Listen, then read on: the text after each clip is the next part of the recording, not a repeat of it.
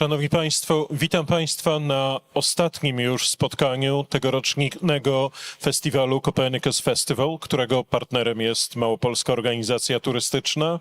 Całość naszego projektu dofinansowuje budżet państwa ze środków przyznanych przez ministra nauki i szkolnictwa wyższego. Dofinansowano nas również ze środków ministra kultury i dziedzictwa narodowego pochodzących z Funduszu Promocji Kultury Państwowego Funduszu Celowego. Partnerem całego wydarzenia jest miasto Kraków. Copernicus Festival został objęty honorowym patronatem ministra nauki i szkolnictwa wyższego oraz prezydenta miasta Krakowa Aleksandra Miszalskiego. I w tej chwili, ponieważ nasz gość jest anglojęzyczny, pozwolę sobie przejść na język angielski.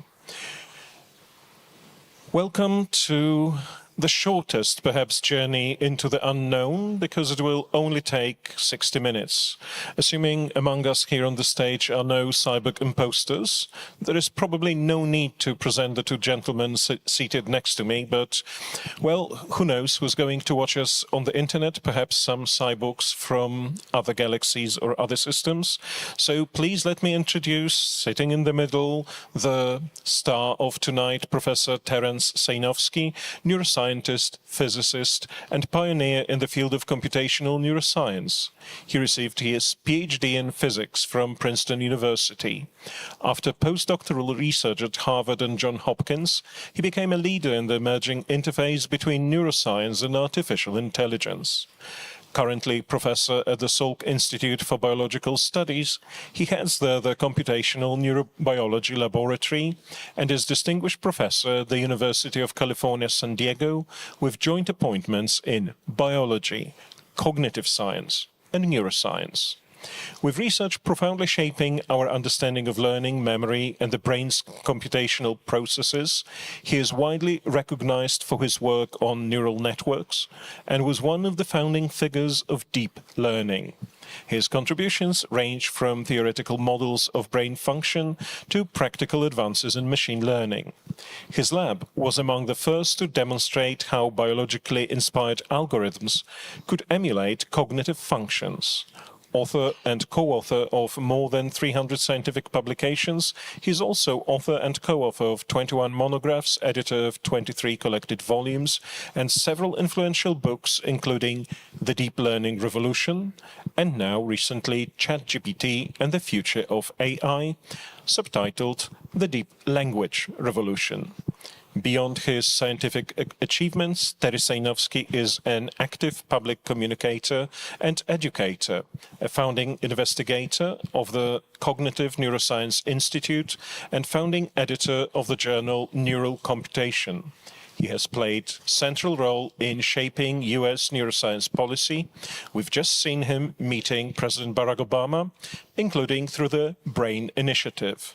A member of the US National Academy of Sciences, National Academy of Medicine, and the American Academy of Arts and Sciences.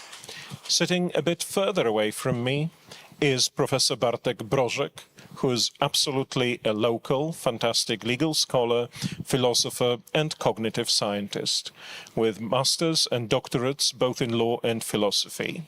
Postdoctoral qualification, which we call here habilitacja, in legal sciences, professor since 2013. His research interests span the theory and philosophy of law, the philosophy of science, language and mind, the nature of legal, moral, and mathematical reasoning, theories of rationality, the problem of normativity, the interface between the natural sciences and theology, and the study of argumentation and negotiation. Bartosz Brożek is deeply involved in science communication and academic outreach. He is co-founder and co-organizer of the Copernicus Festival, gathering us here today, initiator and director of Copernicus College, Poland's first MOOC platform, and the creator of two popular science series, The Great Questions in Kraków and The Frontiers of Science. They say Jagiellonian University is very proud of Bartosz Brożek, and so is the Copernicus Center for Interdisciplinary Studies. And it's also true that he hates listening about himself. And there is also me, Piotr Krasnowolski, a Homo sapiens who, however, does not really believe he is one.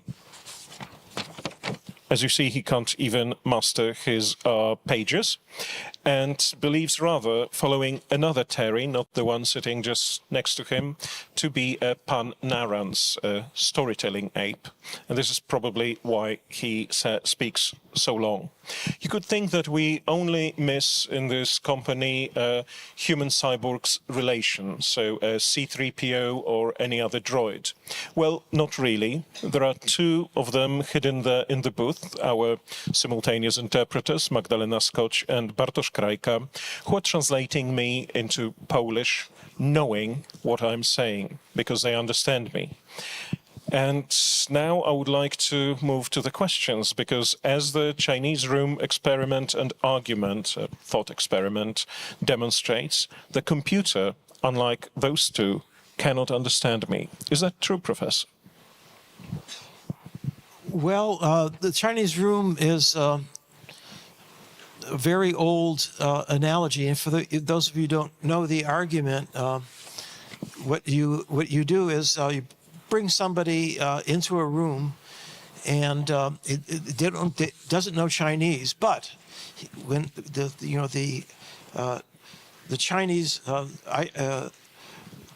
ideographs or Should I explain? Or go ahead. You can do it. You're better at it. Okay. No, I've just read about it. Again. Oh, okay.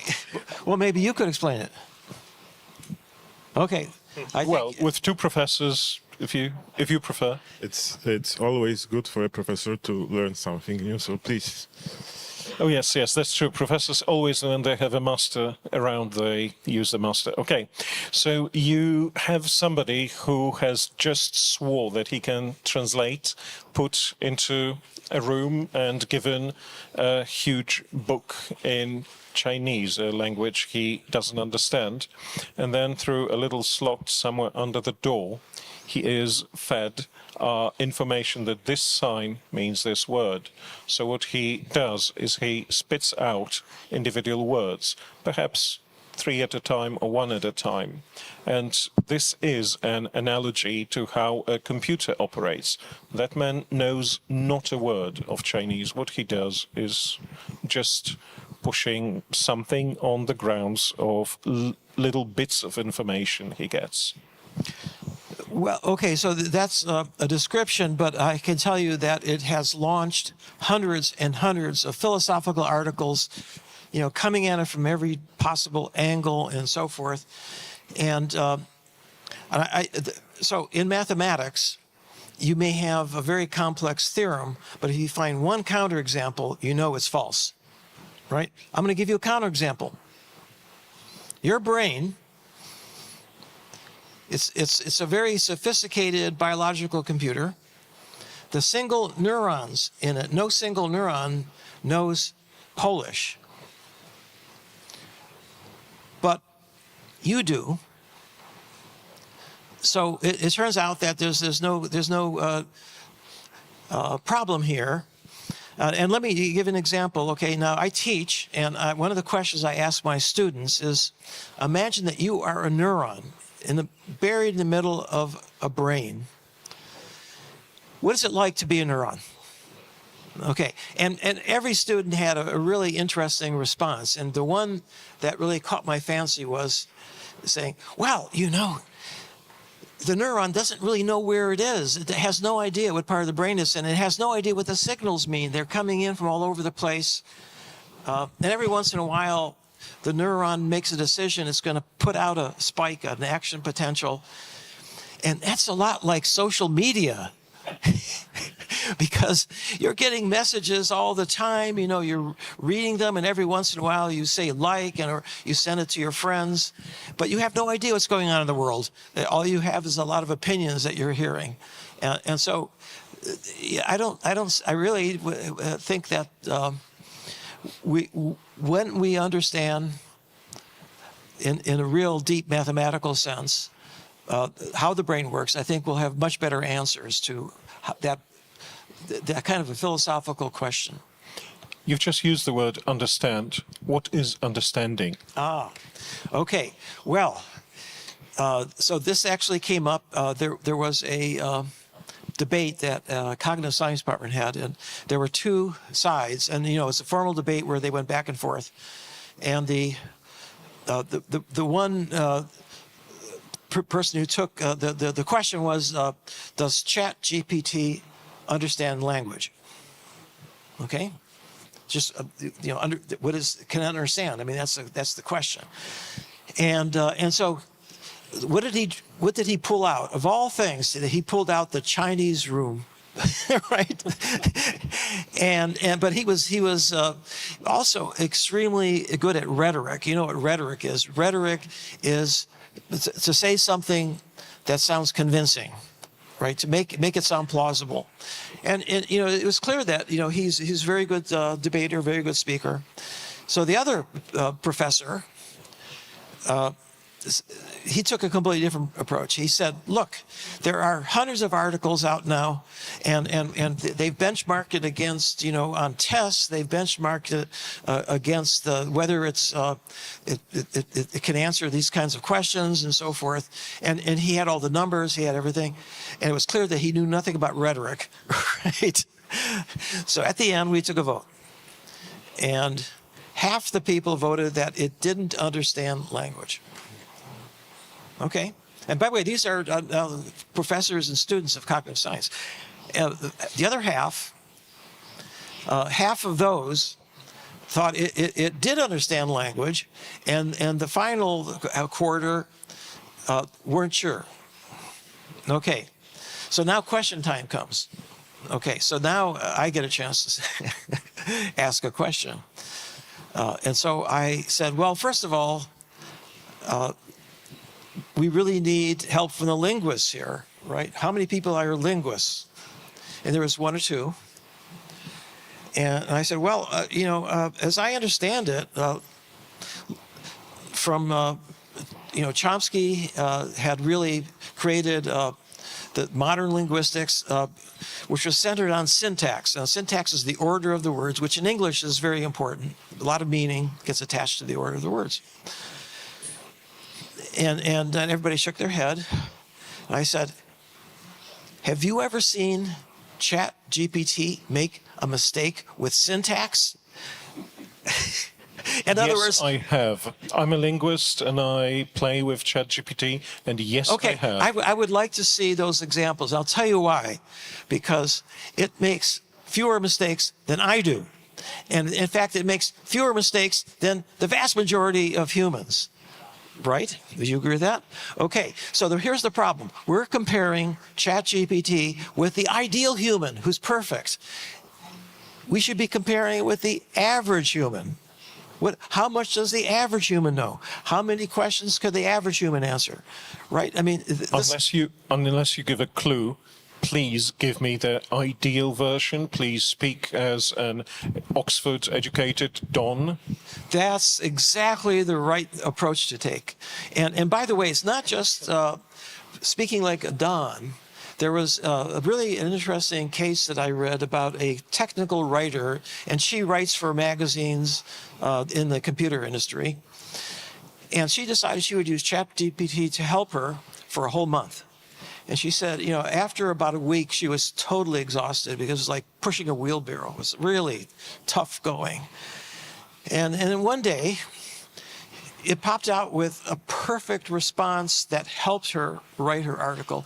And she said, thank you, thank you, thank you. That was wonderful. That's exactly what I was. And she said, ChatGPT. And ChatGPT, after that, was much more responsive. And she said, I began treating it like a human being. I would be polite, and I would be getting better answers. If you're polite, you get better answers. And she said, at the end of the day, I wasn't exhausted. And that's because a big chunk of her brain is devoted to social interactions with humans. If you treat it like a machine, you're not using that social part of your brain. But if you do, it's effortless. Well, what's understanding the question then to you? Probably also, is there any understanding in ChatGPT? I believe that ChatGPT, when facing polls, can have a bit more problems because I believe we tend to alternate between a lot of thank yous and a lot of swear words. Well, I think that whether the ChatGPT or a computer understands something or not cannot be decided by a popular vote.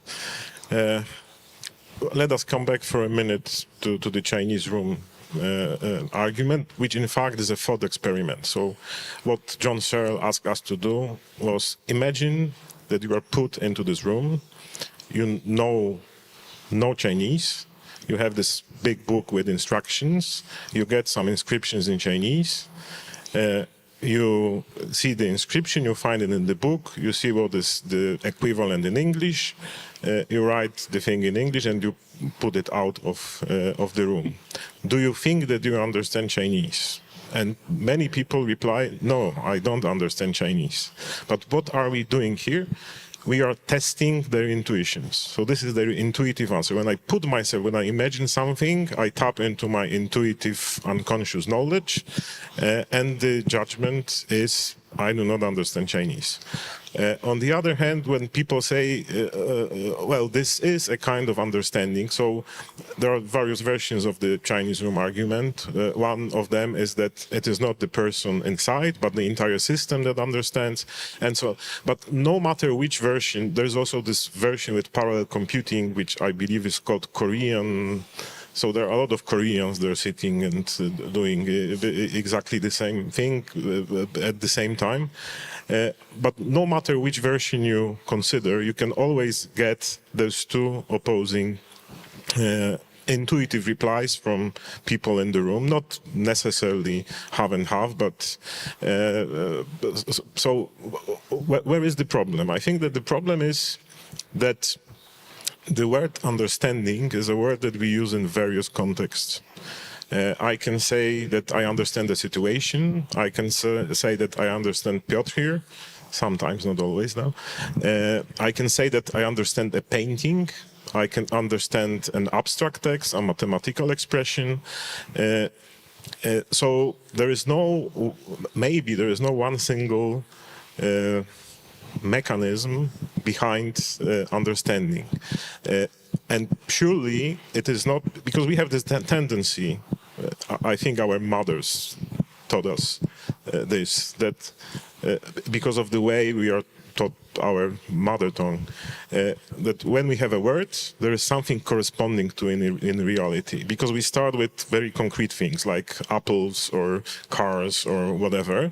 So we have this probably socially installed tendency to believe that when there is a word, there is something corresponding to in reality.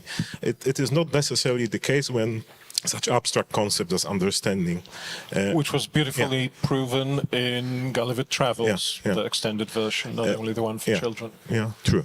And one, I do have some grasp of what understanding may be, but I do not believe this is the only one or the true one.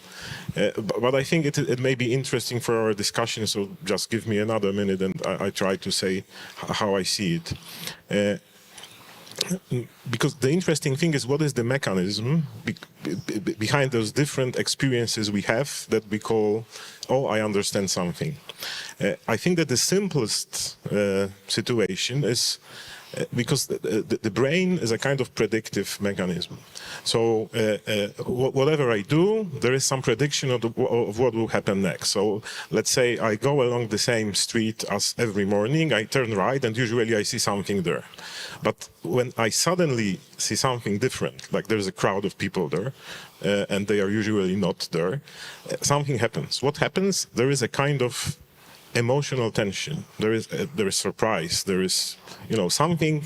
So my prediction, unconscious prediction of my brain, is not fulfilled.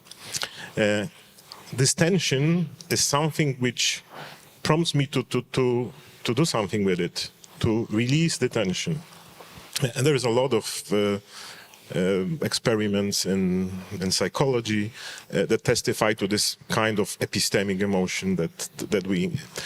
Now, when I see someone standing on the top of a roof and apparently trying to jump, my tension, my psychological tension disappears because I understand. So I understood the situation that is there. Now, these are the simple situations. It gets much more complicated when we enter into the realm of language. But when thinking about language, I will also distinguish different levels. So there is what I would call, and I know it's not a sharp distinction, but what I would call a concrete language. So there are words which describe, for instance, physical objects that we encounter in the world. The apple you've just mentioned. The apple, the car, people, seeing people running, and so on. According to one of the prevalent, but not only, paradigms in cognitive science, the way we process those concrete concepts is through mental simulation, not necessarily a conscious one, usually at the unconscious level. But mental simulations are just running or more or less the same neural circuitry that when we do something or experience something or see something. So this is this double use of the same brain circuitry. More or less the same thing happens when I try to understand a sentence with quite concrete concepts. When you read realist novels, for instance, The Grapes of Wrath. I don't know whether I remember the Grapes of Wrath. Is it the English name? Grona Gniewu? Grapes of Wrath. Grapes of Wrath, Okay, yes. so I that's remember right. that. So it is quite, the text there is quite concrete, quite literal. Yeah. So I can understand how my brain may understand those sentences, but if something strange happens here, an alien is introduced, or there is some strange words, there is again this tension that I described in a much simpler situation. So understanding is the solution of the tension.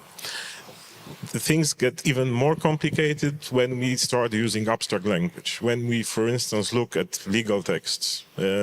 Legal texts are written with extremely abstract concepts. So it is not that easy to understand what simulation of those concepts is. So some logical relations enter into the framework there. But if I were to answer the question what is understanding, I would say that it starts with the simple situation. It's not that simple, but simple in comparison. And then because during our evolutionary history, we have acquired language first, probably more concrete, then more abstract language. So more or less the same mechanism must be present still there, but of course there are new layers. And so from this perspective, the ChatGPT does not understand anything because there is no emotional tension at any moment, which is dissolved. But this is a concept of understanding which is based on the mechanism present in the humans. I have all the time during your speech, I was thinking about ChatGPT and whether it is not the moment when it starts hallucinating, when there would normally come something from a different dimension, emotions, when there is no certainty, when the next step, because really ChatGPT and those large language models are fantastic ways, built of course on our joint experience of guessing what the next word is going to be. And if there is no way of guessing, we have hallucinations instead of this emotional content. Would that be justified? No. I'm not even wrong. No, you're right to put your finger on the problem, but I think that the reality is that ChatGPT is only a model for the cerebral cortex. Well, there's 100 other brain areas that are also important that support things like feelings and emotions. And there's, in fact, a whole parallel memory system called procedural memory that you use when you're learning how to play tennis, for example. you don't have access to consciously. But what it does is, with practice, you become automatic and you learn to do things without thinking very rapidly. And it's not just for playing tennis; it's also for doing mathematics. It's for reading is a good example. Is something that takes a lot of practice, many years. That we heard about that from Stan Dehaene. So I think that in my book, ChatGPT and the Future of AI, what I point out, I have a whole section about the things that are missing. And the main thing that's missing is a body, right? It's like a brain in a vat, right? It doesn't have any sensory input. That's changing. Now you can give it images, but it's really doesn't have the same relationship with the world that we have. And by the way, my wife once corrected me when I sometimes begin a talk saying that the brain is the most complex device in the known universe, right? She said, "Terry, that's not right." She said, "The body is. The brain is just a small part of the body." And in fact, there's a whole theory of AI having to do with embodied intelligence, that intelligence is not just up here in terms of abstract thought, but it's also part of creation of the body interacting with the brain and interacting with the world. So I think that's where we should look for answers. Thank you. I'm just thinking about us all the time being humanocentric and trying to push all our human features into the features of the machine, of the AI that is there. And I think that what you've said is a good example. Now, I don't know how many of you want to somehow make friends with your ChatGPT, and if you use it, would you put some little figure or a photo of a loved one over the screen? Is there anyone in the room who does? Oh God, I'm the only one. I have a little C3PO which always gets on top of my screen whenever I talk to chat. So the question perhaps to both of you gentlemen, but perhaps especially to you, Bartosz, about those systems and about us trying to really get the other one more familiar by ascribing to it all the features that we know from human to human relations. Well, I don't know whether I'm the best addressee of this question because... Sorry, I can hardly... Can somebody you... please put the volume up a bit, because I can hardly hear Bartosz. Fortunately. Yeah. I don't know whether I'm the good person to answer this question because I'm more R2D2 guy, and you seem to be the C3PO guy. But it's a very vague question, so my answer will be also quite vague. There is a number of different perspectives from which we can look at this problem. I think one quite important is how people perceive AI systems and other... So how AI is going to blend into our society in this way? That's a part of the question. So the funny thing is that we always, or quite often at least, say that we do not understand how the AI systems work. There is this very big movement of explainable AI. So people say, okay, we can use this tool, this particular tool, but we need to understand what it does. We need to know, all the steps. Impossible, of course, for obvious reasons, but we are struggling with the idea of explainable AI. We do not want our AI systems to be black boxes.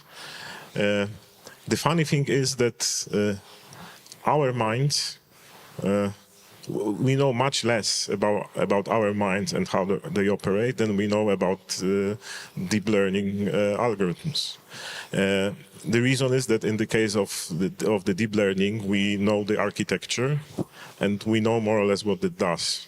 In the case of the mind, of the human brain and human mind, we know even less. However, people are afraid of AI, and we are not afraid of other people. Why? I think that the We are afraid of some. Oh, I think I qualified my answer, not saying that we are not. Yeah.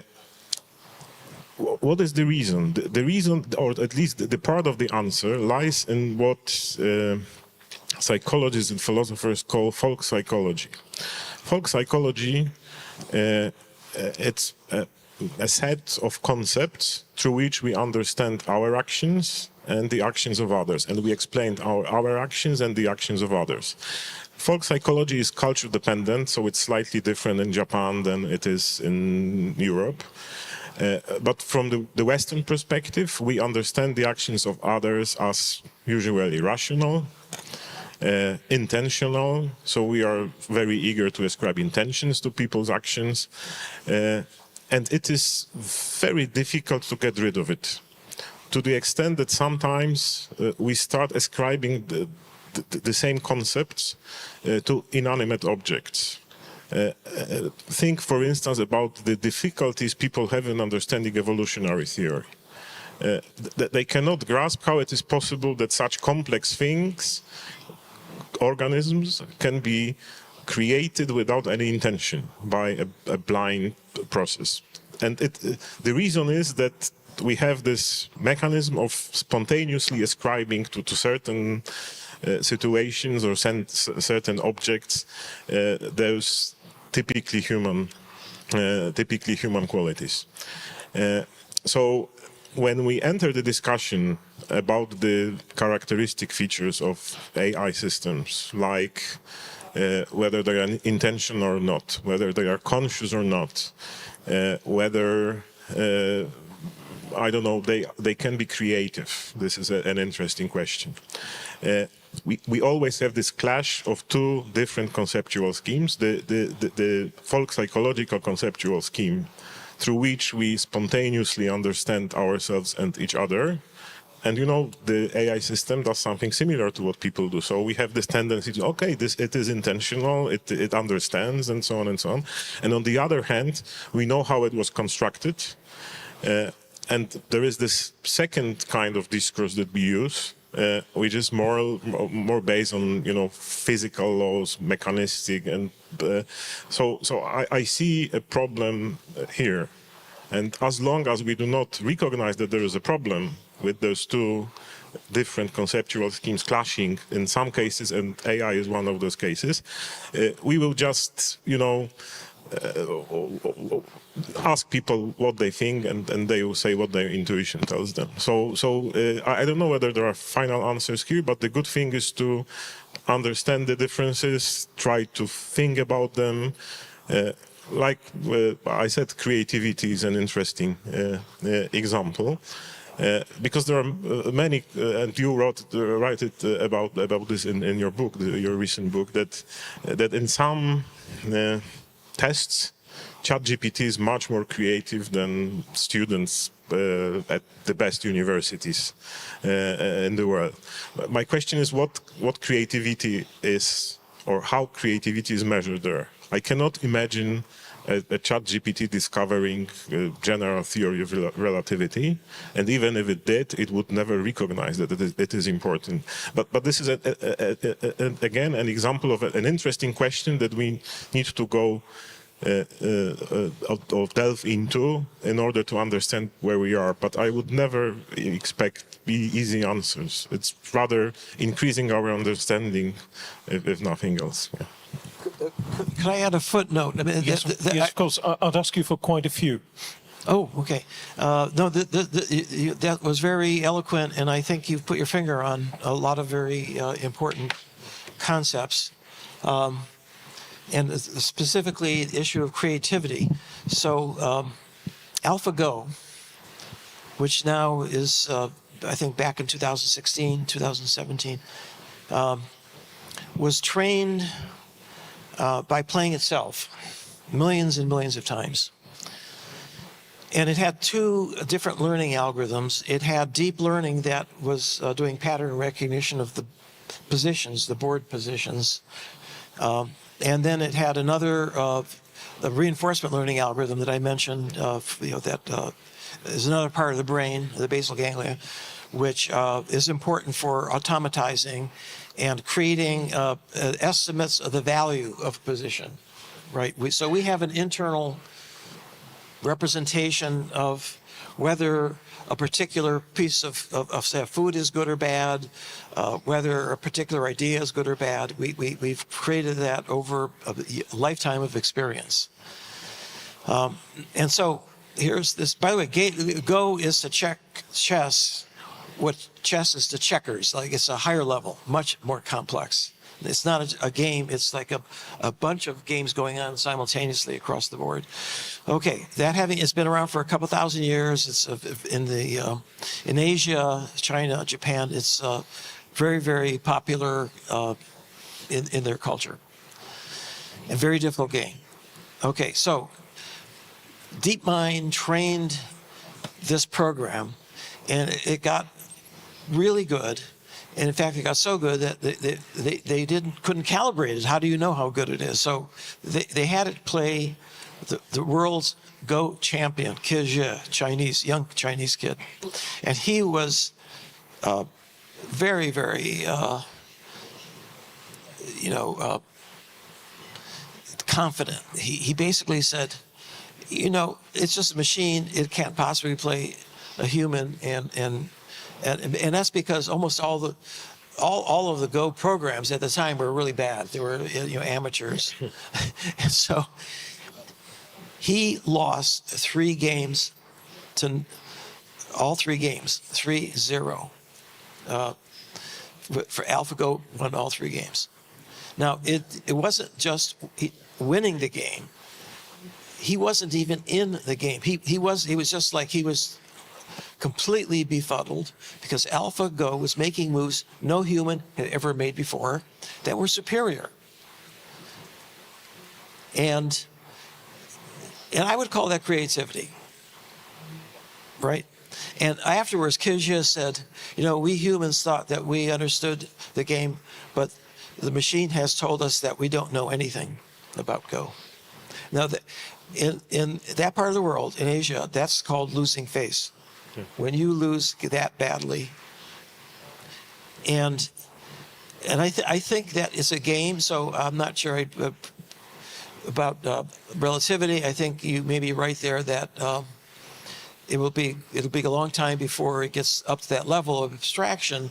It's struggling with math right now, but the difference is though that it's getting better and better.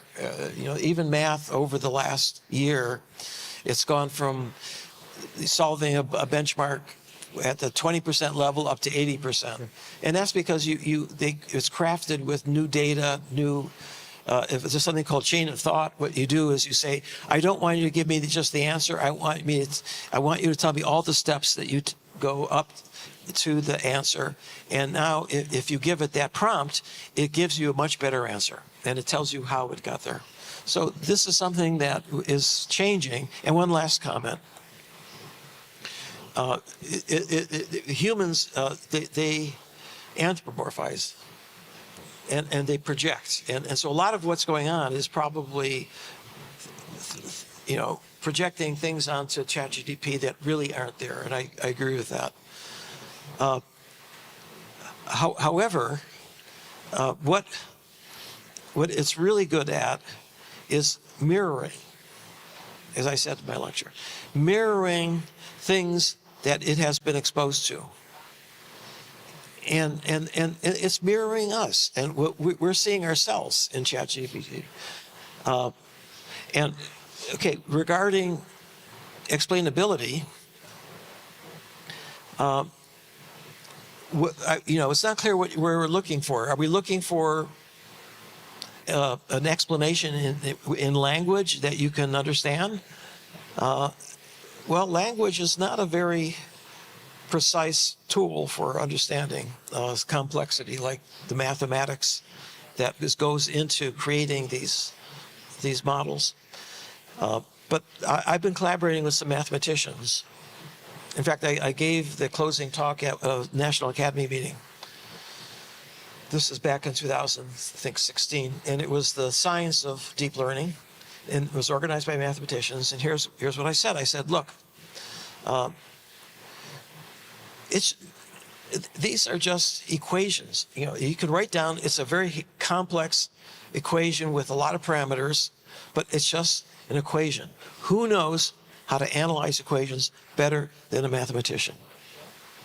And that's what's happening. Mathematicians are jumping in because they see that this is an opportunity to do new math and high-dimensional spaces. And it's very exciting. I'm collaborating with Stash Smirnov, who is a Fields Medal winner. And you know, and he very high level. And you know, he looks at these problems in a very different way, and it turns out that to understand it, the mathematics you need to know is about geometry of high-dimensional spaces, manifolds, and it's a whole part of mathematics, a beautiful part of mathematics that is probably going to be ultimately our understanding of how these models work, and perhaps also apply to human brains to let us understand how they work. Yeah, if I may, only two short comments. The first is that the game of Go is not a natural environment for a human mind. So, I mean, evolution has not shaped our minds to do such things as high mathematics, or and this is very difficult for us. So it is not very surprising that maybe it is surprising, but not extremely surprising that the algorithms we have right now are, at least in the tasks which are well defined, like with Go or chess, are doing that well.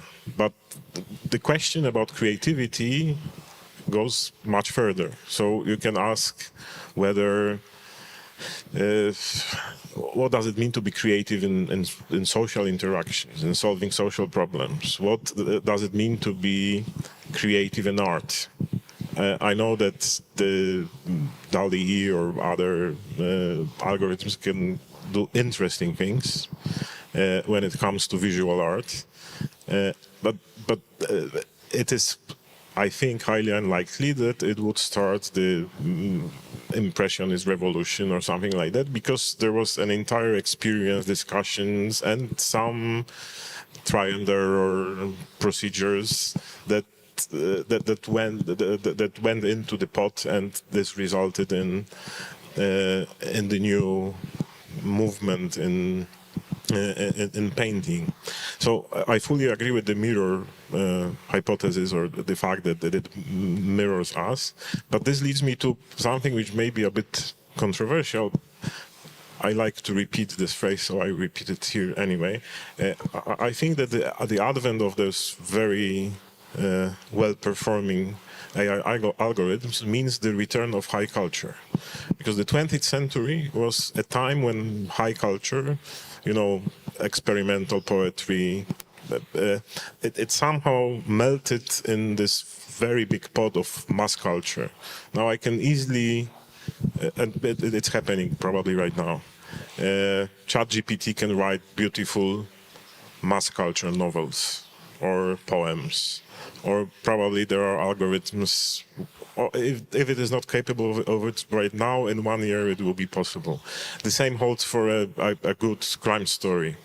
But Finnegan's Wake, I can't see it as or the Dubliners or something like that.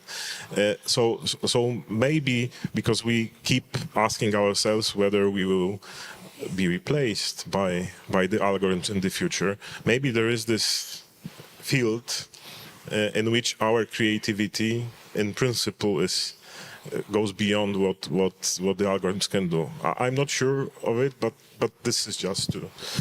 Can I go on? Okay, this is great. Okay. Yes, please, of course. Okay. So this actually, you know, I agree with most of what you said, but I think though that our intuition about how GPT is going to be integrated into our lives, that we really don't yet, we can't imagine what it's going to be like. And let me just give you an analogy. Do you remember when the internet first came into your life? I thought, well, this is great. You know, everybody's going to have email. Okay. Could you have imagined the impact it was going to have on every aspect of human culture, and that it has? It's just that we can't imagine when a new technology arrives, the consequences it's going to have for the way that we've organized our society. So I really, and we see glimmerings of it, and there's one example that has now been very well established. And in my first book, it was a Nature paper where they asked a deep learning network to take in images of skin lesions. There are like several thousand different kinds. There's some that are cancerous, and there's some that are benign, and the dermatologist has to figure out which class it is. And so what they did was they trained it up on hundreds of thousands of images that were labeled, and it's good at that. And then they used the same images to ask experts. And they both did around 92%. So you can say, wow, it's as good as doctors. No, it turns out that 92% isn't the whole story. So now what they did is they let the doctor use the AI to help them. And now, working together, they got up to 98%. How could that be? Well, here's the reason. They have different strengths and weaknesses. The doctor knows the familiar cases much, much better because he knows them in great detail, understands it at a deeper level. However, the AI has been exposed to a tremendous number of cases that are very rare, that the doctor would miss because they've never seen a case like that before, right? And so, and this has now been replicated in radiology. It was an article in the New York Times just about a week ago. And they start by quoting Jeff Hinton, who says 5 years ago, he said that they should stop training radiologists because AI is going to take their job away because it's going to be much, much better. Okay, reading X-ray images and brain images. Okay, fast forward now, what's happened is that radiology departments have hired a lot of people from AI to help them. And now they're integrating and creating systems that are much better than they could have by themselves or AI by itself, because together, again, the synergy in terms of strengths and weaknesses, it greatly improves the performance and the help that they can give in terms of accuracy and also diagnosis and so forth. So I think that's going to repeat itself over and over again. It's really a tool, and it's going to be very, very, in all these areas, including science, it's going to be very valuable. I can only agree. On the other hand, because I think the title of this discussion is Into the Uncertain. Into the unknown, and I believe that okay. we're steering towards going into the unknown with a partner. So what I wanted to add is that there are, for instance, I read a lot about the future of education, and that the AI assistants will be something which will help make the experience more individual. And the only worries people express in those popular texts are that there will be a lack of human interaction. But I'm not sure that this is true. So there are there is some research suggesting that a fully individual approach to a student is not the best thing we can do.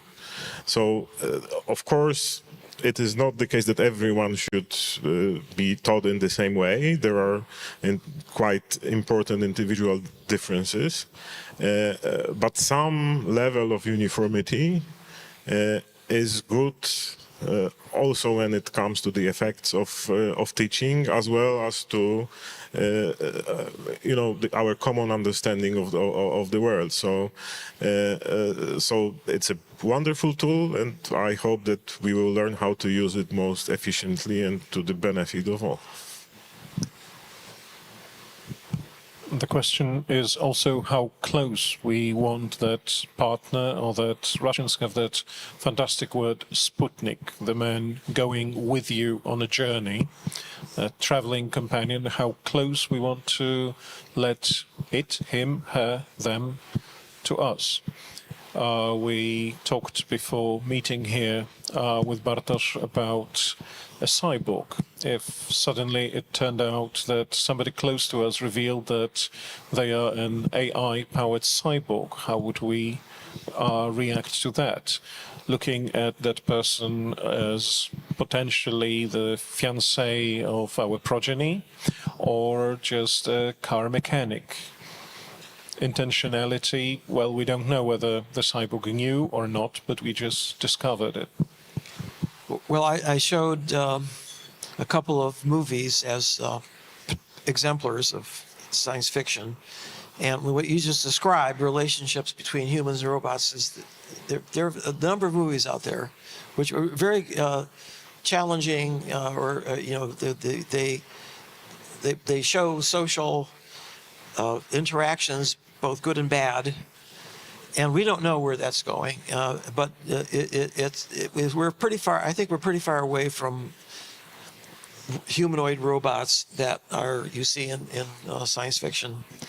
Well, we're still probably pretty far from giving them bodies, but when it comes to text, when it comes to verbal interaction or intellectual interaction, I believe we're quite close. And it's not only films. I believe that there are books.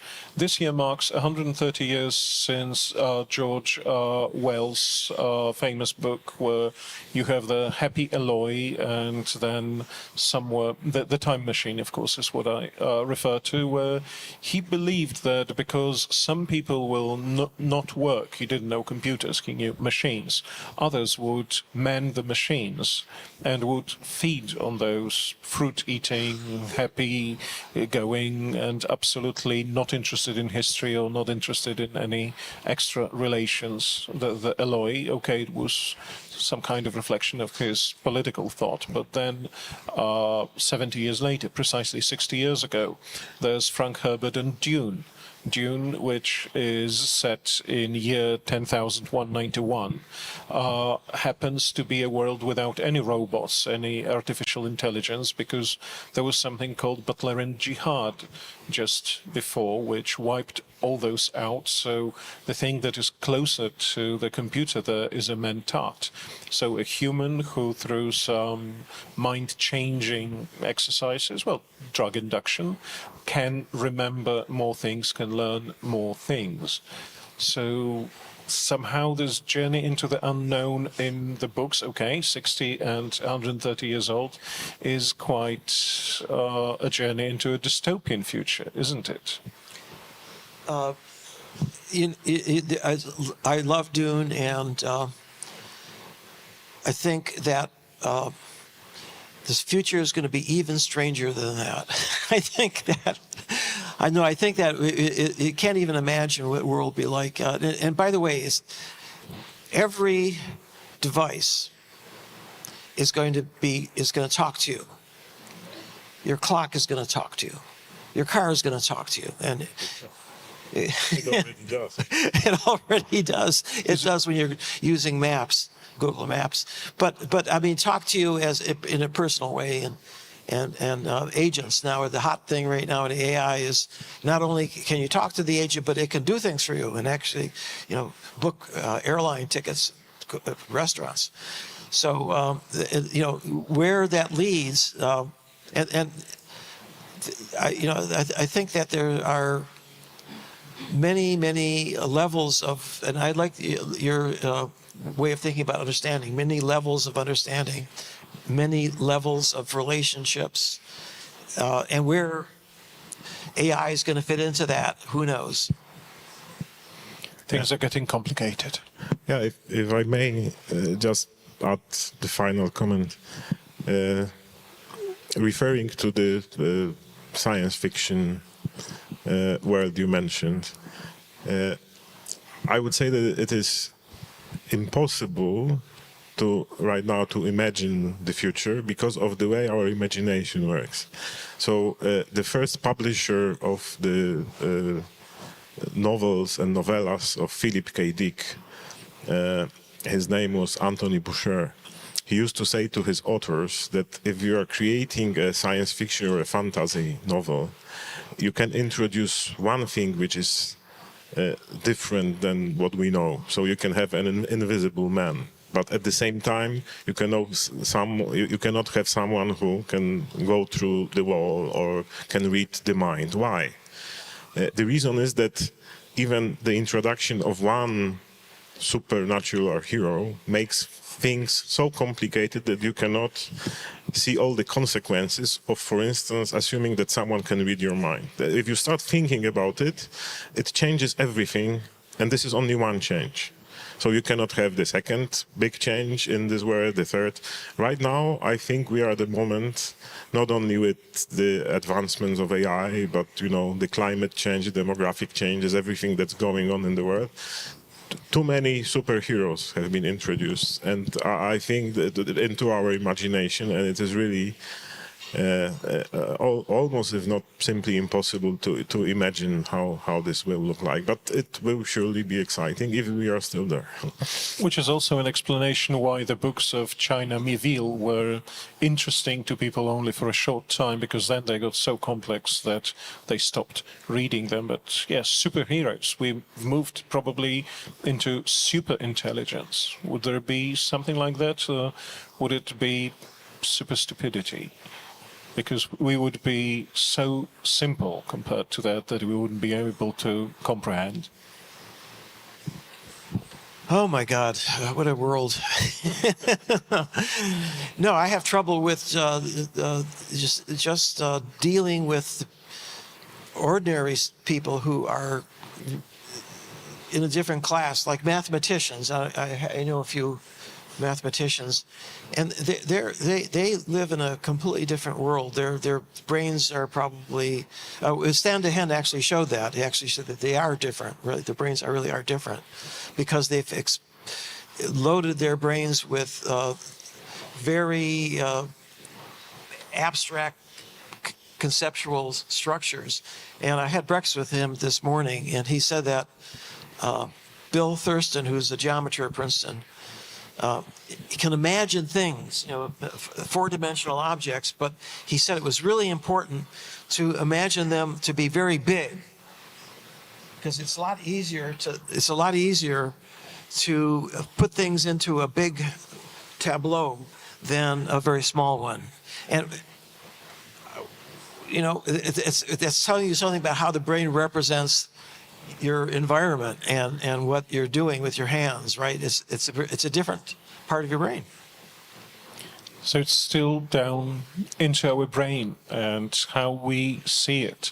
I believe there is still time for a couple of questions from the audience. I can see the first hand was raised here in the third row, and let's hear them from the room. Hi. Question to Professor Sejnowski. With the field moving so fast, is there anything you would like to add to your ChatGPT book now? Oh, okay, so is that you, Adam? Yes. Yeah, okay, good. Yeah, Adam and I did a MOOC together, so we know each other personally. So my book was obsolete the very day it was published, because I had to deliver it like 6 months before it actually appeared, right? So, and, I remember internet time was fast, but, AI time's even faster. And so what I did was to start a Substack, which is a place where you can add things, and a blog that is called, Brains and AI, in fact. And what I do is I take each section of the book and I bring it up to date. What's happened in the last, 6 months, and it's a way to evolve and bring up to date. And so a lot of people are now, going to it to sort of first of all to see what the difference was, from when it came out last October and now. And in fact, I was the one who actually was, when DeepStack came out, remember the Russian large language model? I actually knew a lot about what they did in order to make it work so well and so cheaply. They used a mechanism that we knew back in the 80s called expert systems. So instead of having one network that does everything, what you do is you break it up into pieces, and each one of them, each piece is an expert in a particular area. And now you have another network that decides which expert to give the question. And they actually got that to work. And it turns out it's much more efficient. So, and a lot of other tricks too. But this is an example of how things are shifting very rapidly. It's going to make the networks, it made the network a lot smaller, a lot easier to train, less data. And I think that's going to continue as we have more and more sophisticated architectures. But can it work with all those things which are on fringes between the individual silos? Bridges between the which? Those individual silos, the individual systems. Okay, yeah. Actually, I don't know the details how they implemented it, but that's probably how they. So back in the 80s, we didn't really get it to work very well. It was not a very practical way to create complex networks. But somehow they probably added a much more sophisticated front end, a whole LLM, before you get to the experts, that already knew enough about the experts and the question to do that. So but I don't know for sure. I've just been told by the third person that this is the end of time, so I'm sorry about no more questions coming there. But there is just time for one more thing, as this is the end of the last meeting at this year's Copernicus Festival. Yes, and now I will spontaneously switch to Polish. Sorry for that. Szanowni Państwo, zastanawiałem się, jak tegoroczną edycję festiwalu zakończyć i pomyślałem że trochę zamieszam. Zacznę od Państwa, od naszych widzów. Chciałem naprawdę bardzo serdecznie podziękować, że jesteście z nami. To jest niezwykle budujące i motywujące nas do tego, żeby co roku ten festiwal organizować, że pojawiają się tu ludzie, którzy nie chcą wysłuchać paru ciekawostek i pójść do domu, tylko chcą z nami dyskutować na tematy od hard science, od sztucznej inteligencji poprzez biologię, psychologię, a czasem po takie tematy, które można by nazwać humanistycznymi i że mam nadzieję, że tak jak my widzicie związki między tym wszystkim i widzicie, że nauka to nie jest coś osobnego od kultury, tylko to jest istotna część tego, co zwiemy kulturą. Drugi punkt mojej wypowiedzi na koniec to jest podziękowanie dla zespołu. Zwykle jest tak, że wymieniam tu wszystkie imiona po kolei. W tym roku bardzo poproszono mnie, żebym tego nie robił. Większa część zespołu to powiedziała. Powody mogą być różne. Oni na pewno są tak niezwykle skromni, że nie chcieli swoich imion tu słyszeć. Być może też chcieliby, żeby już skończyć ten festiwal i żeby mieć święty spokój. Ale myślę, że to jest dobry pomysł, żeby żadnych hierarchii nie wprowadzać, nie zastanawiać się, kogo wymienić najpierw, a kogo później. Jest to najwspanialszy zespół, z jakim można pracować i mam nadzieję, że Państwa oklaski dla nich będą odwrotnie proporcjonalne do długości mojej wypowiedzi.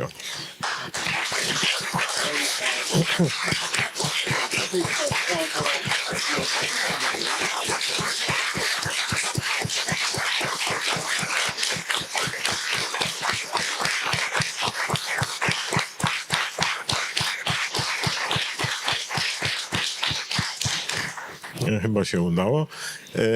Jeszcze dwie rzeczy.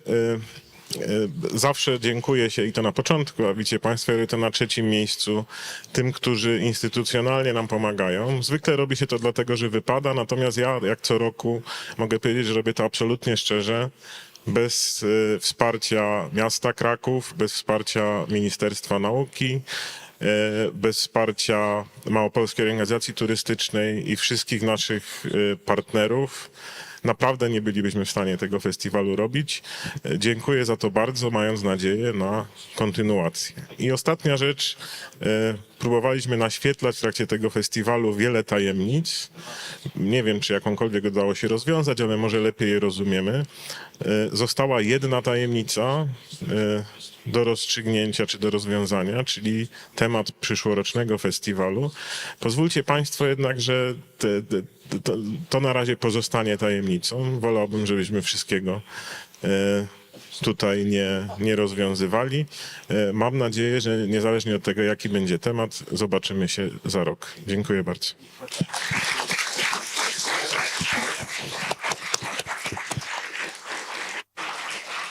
I serdeczne podziękowania dla Tery Sejnowskiego.